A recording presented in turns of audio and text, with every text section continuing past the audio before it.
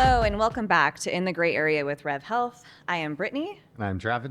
And today we're just going to go do a little recap on what we spoke about last time. Last time we kind of just touched a little bit about ourselves, our health journey, a little bit about our vision for REVV Health. Yeah, it's kind of the struggles we've been through and how, that was a big driving force of why we created this, is just to make it easy for people to not have to go through the same struggles we went through to find help. Yeah. Today we're going to kind of just talk a little bit more about the struggles within the healthcare system and what we saw was broken. Yeah. And some of the big hurdles that we still see with a lot of the misinformation and even like the stigmas that people still have about hormone therapy. And that's, kind of a roadblock that we have of getting people to overcome what they've been taught for so long. Yeah. And it's interesting because, we have a lot of women coming to us now that we see that are like struggling with PCOS, which is a major problem. Yeah. When we're seeing like 2 out of 3 women have it. Yeah. We assume everyone has PCOS until proven wrong, right? Yeah. And the common thing that we keep on hearing is that they're being put on birth control, which is crazy. So we're shutting down these young girls' hormones at the age of 12 and 13 years old. Yeah. And then, on the guy side of things, like it's crazy. We never even anticipated how many young guys we would see that are struggling with like low testosterone or these hormone deficiencies. And so it's been cool being able to help some of these younger guys and help them kind of naturally restore their testosterone levels, because I think a lot of people just don't even know that that's an option. There's such a concern about fertility that it just prevents a lot of guys from even exploring that route. But, it absolutely doesn't have to, fertility doesn't have to influence our ability to raise your testosterone levels and get you feeling better. Yeah. And we saw that firsthand with my own son. Yeah. Like the first time we did his blood work at 17, his levels looked okay. Yeah. And then within a year, dropping over 300 points. Yeah. And just the difference of like working with him and getting him like up to optimal levels. Yeah. We've doubled his levels now and he's doing amazing. Yeah. And you can see it. Yeah. His friends are reaching out to us now. Yeah. They all want to come see us. Yes. Yeah. That's been cool. But it's, I think, it's getting better. There still is this stigma around testosterone and whatnot, but we could dive into why that is. But I think, every man over 40 can benefit from testosterone and they should be on testosterone. Yeah, but this younger generation really is getting misdiagnosed with a lot of things when they're coming in and they've got anxiety or they have no ambition and they're depressed and they get put on those medications that make their testosterone even worse, and it causes erectile dysfunction and it causes them to have no interest in sex. It's crazy. Like a lot of those kids that are that age group we're talking about, like the 19, 20, 21-year-old, like it is wild to me how the lack of interest in women and sex that these young kids have. I always thought about it and I still always think about it. But it's just, I can't imagine being that way and being that age where it's like not a priority. Yeah, we shouldn't even get into the video games. Yeah, that's crazy for a lot of people to wrap their head around, is like why playing video games a lot can have an impact on your testosterone levels.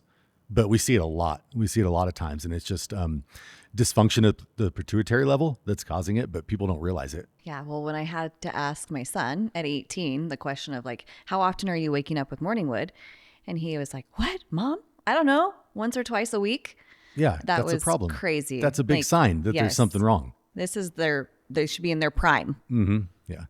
Well, I think we should always be in our prime. So after getting his last lab work done is where we brought him in, we did his lab work and had him sit down with Lisa, who we are so blessed to have on our team. She's been amazing. She's amazing. After being in, family medicine for 20 plus years, she herself was extremely frustrated, feeling like the lack of being able to actually treat and help patients feel better, getting to the root cause. She didn't have any of the time needed. Yeah. I think that's why she believes in this so much, is because she's seen the lack of effectiveness of how Western medicine treats people. And then she comes over to this side and, has done extensive hormone training to this point and now has been able to see firsthand, like, how much hormones can actually improve people's health, not just, we talk a lot about quality of life and feeling better and having more energy and libido and things like that. But like when you look at the actual like health markers and long-term health outcomes that we're seeing from people on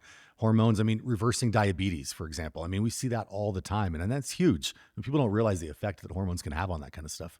Yeah, it's been really cool for her to be able to see that kind of stuff too. But like with my son personally, I know it's been life-changing, and to have her along our side.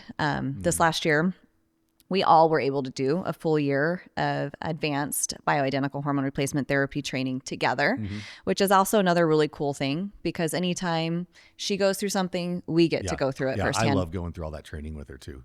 Yeah. Which makes it even better for our patients that we have the knowledge behind that as well. Another thing, I guess, would also be when it comes to like our young girls, we're talking about the boys coming to us, but I mean, it's a serious problem. Even like when we talk about bowel issues, you know, my son's a twin. So his twin sister, she's had major bowel issues. We've been in and out of the emergency room since she was 4 years old. And it's crazy. We got her on some progesterone and thyroid support. And within the first week, she's calling and she's like, oh my gosh, I've had 3 bowel movements. Yeah, Like, the thyroid's huge for that. Yeah. And that's, something else that people don't realize. No. So that's another thing we really want to dive into. Just some of the other benefits that people don't think of outside of like. Yeah. And those young kids would never get this kind of treatment from a primary care doctor. They're just not trained in this kind of stuff. And then nor would they be willing to do it. I mean, they're just afraid to. I mean, frankly, it's outside of their training. It's outside of what they're taught to do, and they wouldn't touch it. Yeah. Another tricky thing is like, we always encourage couples to do this together. Yeah, that's huge. Yeah. That's huge. It's crazy. It's funny because I'm on all these different, forums and groups and stuff about hormone therapy, TRT stuff. And that's the question that comes on there so much is guys are like, hey, like now that I'm on testosterone, like my libido's crazy, but my wife is not there. Like, can she get on testosterone, or will it help if she gets on testosterone? And so it is a super common thing. Well, you see it with women. I was going to say, I see it the other just way around. Yes, actually, absolutely. Yeah, you'll see a lot of women that come in and I'll have my female patients like message me and be like, I've been working on my husband. He's gonna get his application in. Yeah. Or once they do, it's like, okay, can we tag team? Like message them, tell them to fill out that agreement. Yeah. Or they'll say their husband can't keep up with them. But that's also another challenge is like, hormone replacement therapy isn't a fix-all either. So it really does take those like lifestyle changes between like diet, nutrition, exercise. Yeah. And then that's, it's, hormones will fix problems that are caused from deficient hormones. But if you're not healthy in general, like it's not going to do much for you at all. We always talk about like, having your nutrition dialed in, exercise, and then optimize your hormones. And if you do those 3 things, like you're going to have some pretty good health outcomes. Yeah. And everything else is moderation. So we have a really close friend who's been working with us for, it's probably over 1.5 years now. And his story is incredible. And I'm really excited to get him on here soon. Yeah, that'll be fun. Yeah. His story's awesome. Yeah. His transformation of like losing weight is one thing, like if we did a before and after picture, but just when he talks about how much it's really improved his life and how he just put a post out there with a shout out to us talking about how the last year was incredible for him between his health, body transformation, but also within his home. Which is things we don't talk about a lot. Yeah. Like he's the perfect like role model patient. Like he is someone that has done everything right. And we talk about like, we can do our job optimizing your hormones, but you have to do your part. And that's exactly what he's done. So he's listens to everything we say. He does that, but then he does everything on his own to do his part. And like, the results have been phenomenal. Like I can't wait to get him on and he can talk about the differences in his life that he's seen throughout this last 18 months. Yeah. From his health to his business to his relationship at home. It's all been life-changing, which is amazing to be a part of his journey. Yeah. I'm so proud of him. I think what's really important is that we remember that we are all different.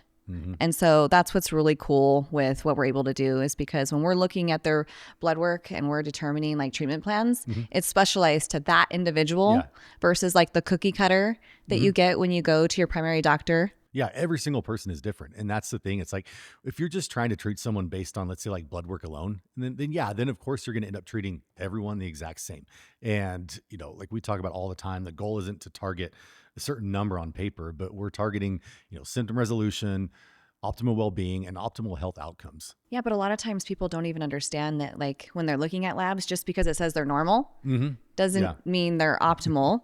And also that number on a scale keeps on coming down. Or the other side too is like, when we do optimize someone's hormones and then they get their labs back and it's and they're like freaked out. everything's in the red and everything's high and they get freaked out. And I'm like, no, you want your hormones red. Yeah. You don't want to be in the normal range. We have to remind everybody, but how are you feeling? Yeah, exactly. Exactly. So we're talking about how all of our, like the way that we treat patients is individualized. And that kind of comes down to like our membership agreement. So after getting blood work done and going over that and coming up with our treatment plans and what that looks like, it's different for everybody. So we are membership based and we do have a 6-month commitment. And the reason behind that is that we really feel, and it takes time. Like you didn't get here overnight. So we really need that good, 4 to 6 months, usually longer for women. Yeah. If it was like, if we started out doing month to month, I mean, it's very common to go 2 or 3 months when you first start without really noticing like much improvement or many changes. I mean, some guys will notice things right away and it's different for everyone, but yeah, like it takes time for these hormones to kind of stabilize in your body and balance out and saturate your receptors and for you to actually start feeling the benefits. And it's like, I mean, even 12, 18 months and beyond, you're still going to notice improvements, so it's a long process. It's not a quick fix. It's not a quick fix. No. So one thing though, that seems to come quicker for most people is the sexual function, the libido benefits that come from optimizing hormones. So for our next episode, that's going to be a topic that we're going to dive deep into. We're going to discuss how hormone optimization can improve your sex life, how we encourage couples to do this together because it really can improve your marriage. It can improve that bond that you have with one another. And it's just, it's one of those really cool, fun benefits of hormone optimization.